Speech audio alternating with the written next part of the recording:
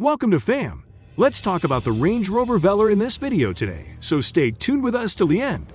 Range Rover's lineup has gotten more stylish over the years, but when the Velar came out in 2018, it pushed the brand's design philosophy further than ever before.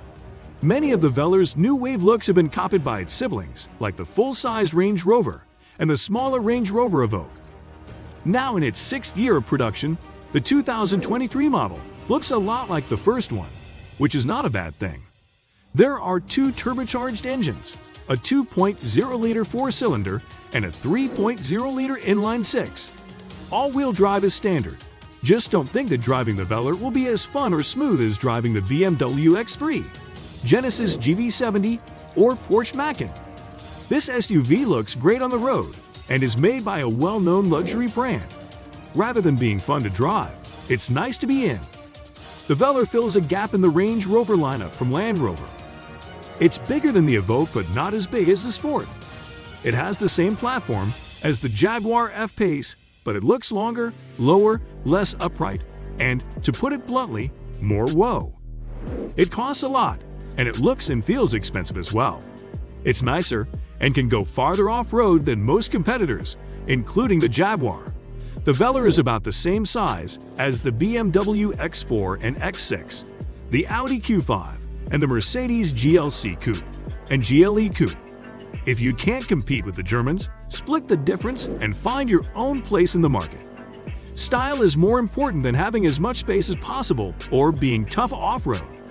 The Velar has a fast shape, with a belt line that rises, a roof that drops, a tail that is pinched in, and a lot of screen rake.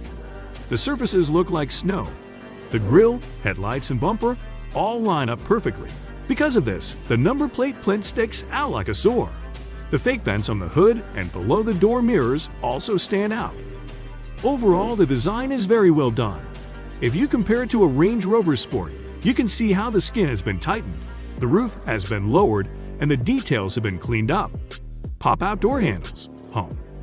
The cabin is even more surprising because of how the glass cockpit system for displays and controls combines form and function. It doesn't have a low-ratio transfer case or anti-roll bars that's separate from each other like the Sport does. Because of this, it doesn't have everything that Land Rover's most extreme off-roader has. But by most measures, it is very capable in the wilderness, which is reassuring when you park next to all the German fodder at the farm food shop. There is a new set of engines, including a plug-in hybrid P400e that can go 33 miles without the engine running. We tested it along with the D300 diesel, which is now a 48-volt mild hybrid, assisted straight 6 that is 7 kilograms lighter than the V6 it replaces, and the D200 diesel, which has 4 cylinders. The Velar has a lot of style, but it's still a useful car. It's big enough for a family but not so big that it's hard to drive in cities, and it can do amazing things off-road. The Velar has a lot of style, but it's also a useful car. It's big enough for a family, but not so big that it's hard to drive in cities, and it can do amazing things off-road. In other ways, it's hard to find direct competitors. For example, the Jaguar F-Sister Pace's car competes with the sportier German car. The cabin and new display or control system of the Velar are both easy to use and look good.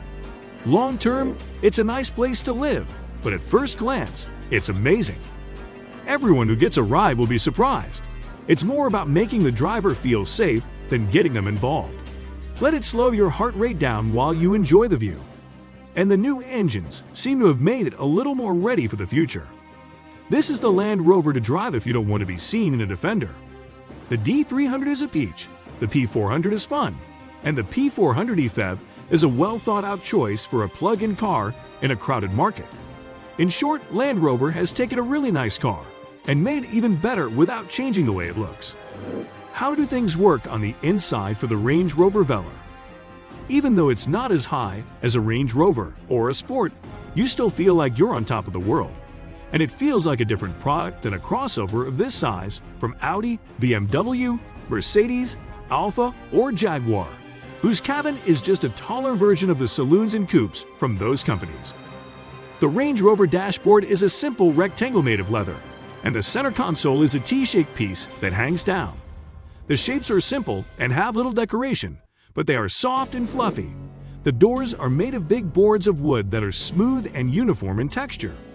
The big story here is the display and control system.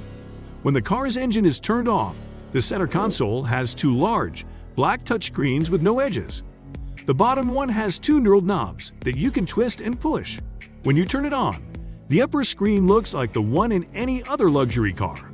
It has navigation, entertainment, communications, and a lot of programmable car features. But having to carry the climate control doesn't make it too heavy. When the Velar first came out, this display was fine, but now it's showing signs of wear, and Land Rover has put itself in a bad spot. The new PV Pro mechanism in the new Defender and Discovery 5 needs a bigger space for the screen to pop out. Whoops! The climate is shown on the lower panel, which has beautiful drawings of Zephyrs carrying warm air to the people inside. Two knurled knobs let the driver and passenger choose how hot or cold it is.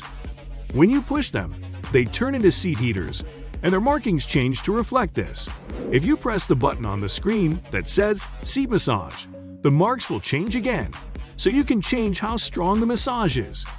You realize quickly that this is much easier to use than a touch screen alone, and the marks on these wheels change depending on what they are being used for. If you click a tab that replaces the climate screen with the Dynamics mode screen, you can use the knob to change the off-road mode. You also have a set of TFT driver tools that can be changed. A head-up display is also included. With all of this screen space, some of which can be split up at will, it's easy to always show whatever you want. You don't have to keep hitting the GPS, media, and car buttons because they can all have their own screens. This makes it much easier to use than a lot of screen-based solutions. On a long trip through unfamiliar territory, for example, you could swipe the music display and controls down onto the lower screen, then use the upper screen for a full north-of map and your 3D local map in the instrument cluster. If you switch between dynamic modes often, keep them on the bottom screen and split the top screen between entertainment and navigation. Put your trip computer in the instruments. It's important to note that the new steering wheel, which was modeled after the Defender, now has lit controls that look a little less expensive. There isn't as much legroom as you'd like behind the wheel because the front seats are so big. It works well for most adults, and it has ports, vents, and lights. There isn't much space for storage in the cabin. There isn't a deep storage bin in the middle console. The trunk is large but not very deep. But because this is a long car, it has more space than competitors. It just makes room under the floor for a space saver. But that's better than a can of repair after you cut a tire in the woods. The Meridian sound system, which can be added as an option, sounds more like music than like a music system. That is not normal for a car. There is also textured fabric upholstery for vegetarians who don't like leather. We chose it only because it was comfortable. Thanks for watching. Let us know about your views in the comments down below.